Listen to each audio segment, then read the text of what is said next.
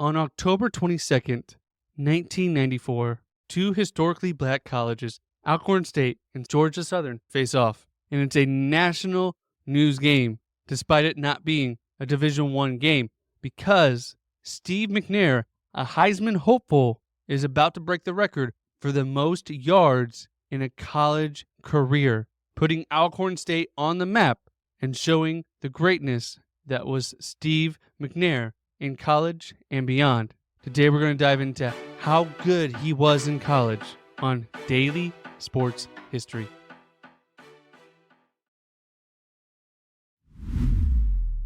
Welcome to Daily Sports History. I'm Ethan Reese, your guide, as you daily learn more about sports history, increasing your sports knowledge.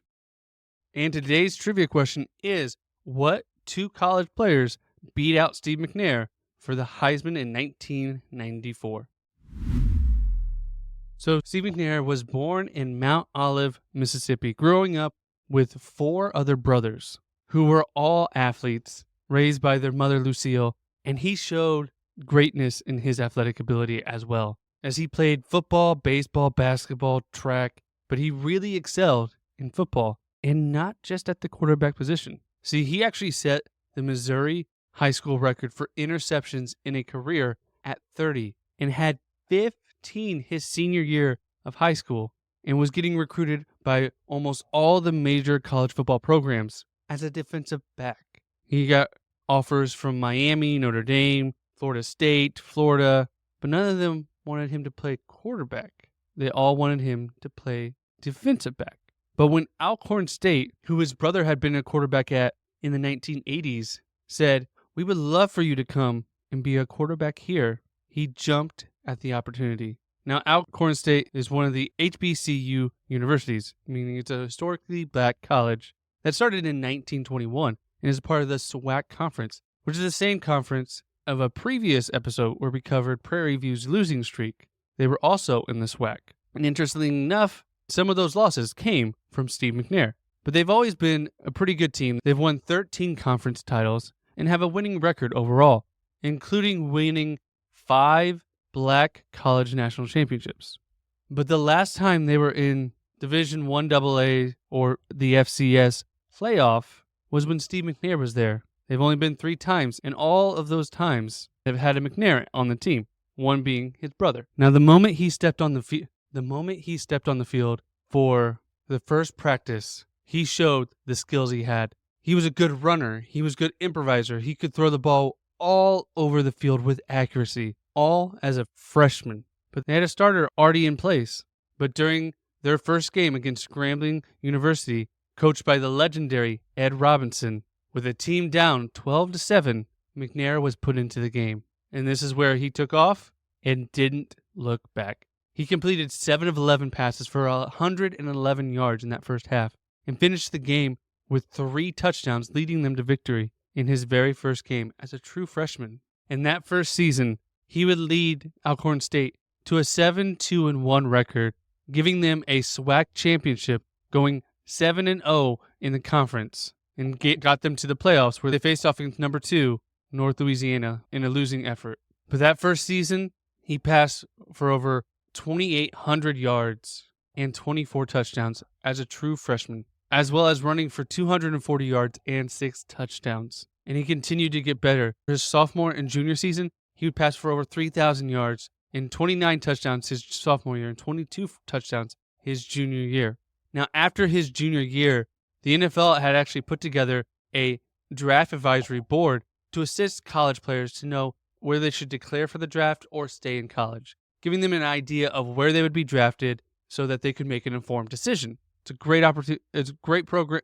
It was a great program for players to understand. So after his junior year, McNair was told he would be a first or second round pick, meaning he would almost definitely be on a roster, making hundreds of thousands of dollars at least, life-changing money for him and his family.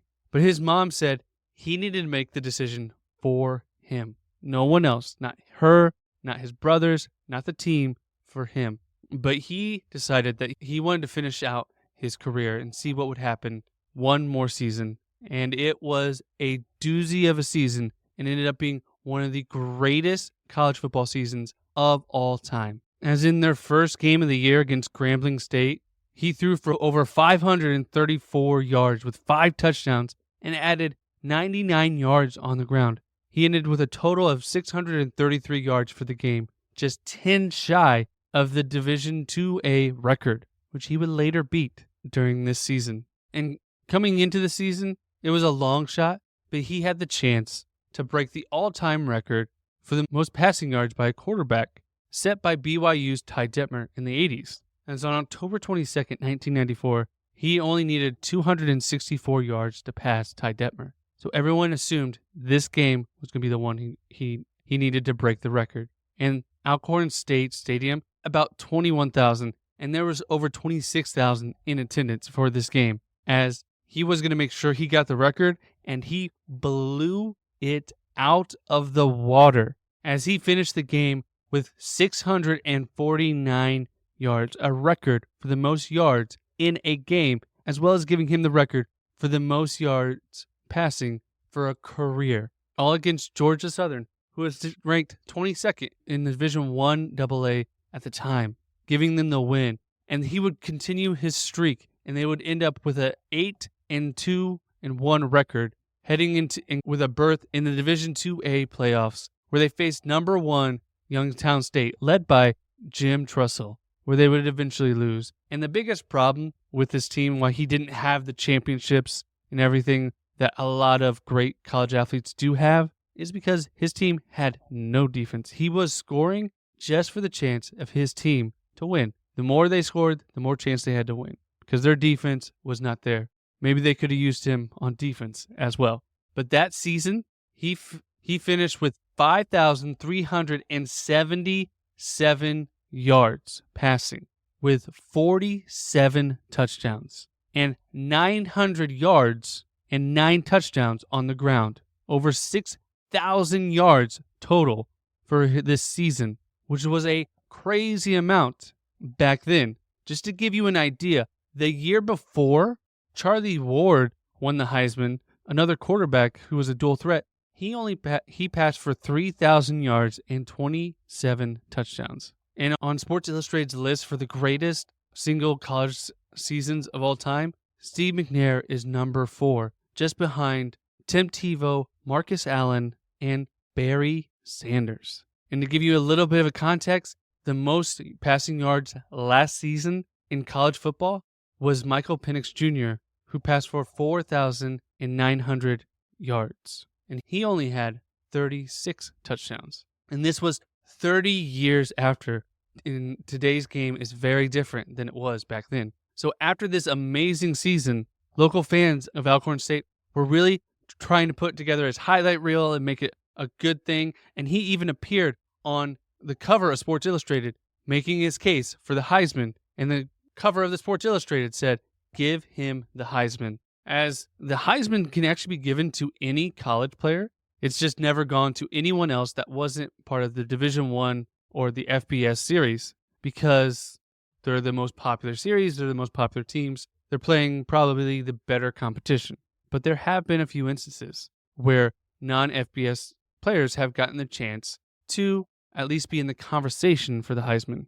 In 1977, Doug Williams, who went on to win a Super Bowl, actually finished 4th in the Heisman voting at Grambling State, another HBCU location. And another HBCU alum, Jerry Rice, out of Mississippi Valley State, finished 9th in the Heisman voting. And in 1985, Joe Dudek from Plymouth State, a Division III school in New Hampshire, actually appeared on Sports Illustrated with Bo Jackson and Chuck Long as an option for the Heisman, and he was able to finish 9th. But McNair had one of the greatest seasons in college football history, and that really put him on the upper echelon and gave him a chance. But unfortunately, other people had great seasons. Rashaan Salam of Colorado rushed for over 2,000 yards, and at the time, the running back position was kind of the top position to win the award, and so he won the award, getting over 400 first-place votes. And the runner-up was Kajon Carter, who had over 1,500 yards and 23 touchdowns, and would end up being the number 1 pick in the 1995 draft. But Steve McNair ended up being the top quarterback in the voting for all of college, beating out Kerry Collins of Penn State and Jay Baker of Alabama and getting 111 first-place votes. Despite not winning that, he would win the Walter Payton Award, which is given out to the best player in Division I 2A, and finishing third in the Heisman was the highest an FCS or Division I AA player has ever finished, and no one has come close since. But it just goes to show you how great McNair's college career was. And he would go on to the NFL, being drafted 3rd overall by the Houston Oilers, who would go on to become the Tennessee Titans, where he would lead them to a Super Bowl and be voted MVP in 2003 and would have his number retired by the Tennessee Titans. He is a member of the College Football Hall of Fame and maybe has an outside chance to make the Pro Football Hall of Fame. But sadly, he will not get to enjoy this, as he was involved in July 2009 in a shooting that took his life. But we can always remember how good he was, not only in the NFL, how amazing he was in college, putting Alcorn State on the map and letting everyone know that HBCU universities still have great football. And if you want to learn more about HBCU football, check out HBCU Huddle, where hosts CJ and Mike take you what's going on around historical black college and all the sports involved and the great sports programs that they have, as they, to this day, still have great programs consistently producing players that make it to the NFL. And maybe one day we'll get another player as good as Steve McNair. And if you enjoyed this episode, please give us a rating or review wherever you're listening. And if you want, in your review, tell us a topic you would like us to cover, and we'll get that done just for you. And come back tomorrow for more daily sports history. And did you catch the answer to today's trivia question? What 2 players beat out Steve McNair for the Heisman in 1994? And the answer is Rashaan Salam, who won the award, and his runner-up was Kajan Carter.